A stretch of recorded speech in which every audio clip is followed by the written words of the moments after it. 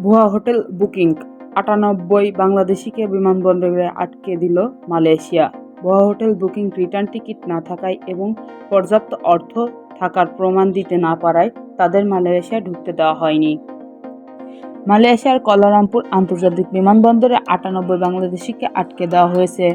বিমানে করে ঢাকা থেকে কুয়ালালামপুর গেলেও দেশটিতে প্রবেশের অনুমতি পাননি তারা। শুক্রবার ১৫ আগস্ট এক প্রতিবেদনে এই তথ্য জানিয়েছেন মালয়েশিয়ার বার্তা সংস্থা। এতে বলা হয়েছে, মালয়েশিয়ার সীমান্ত নিয়ন্ত্রণ এবং সুরক্ষা স্বাস্থ্য AKPS বিমানবন্দরের প্রথম টার্মিনালে রাত ১টা থেকে সকাল ৭টা ৩০ পর্যন্ত অভিযান চালায়। এই সময় ১৮১ জনের কাগজপত্র পরীক্ষা-নিরীক্ষা করেন সংস্থাটির কর্মকর্তা, যার মধ্যে ৯৮ বাংলাদেশি মালয়েশিয়ার প্রবেশের প্রয়োজনীয় ডকুমেন্ট দেখাতে পারেনি।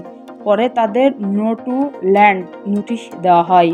AKPS এক বিবৃতিতে বলেছেন, যাদের আটকে দেওয়া হয়েছে তারা ঢাকা বাংলাদেশ থেকে একটি ভোরের ফ্লাইটে এসেছেন। দিনের বেলা যেহেতু কঠোর পরীক্ষা-নিরীক্ষা করা হয়, সেটি এড়াতে খুব সম্ভবত তারা ভোরে আসেন।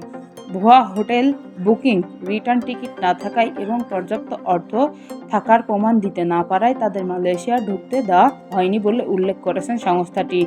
তারা বলেছেন, যাদের আটকে দেওয়া হয়েছে তারা পর্যটন ভিসায় এসেছে, খুব সম্ভবত মালয়েশিয়ায় প্রবেশ করে ভিসা অপব্যবহার করত।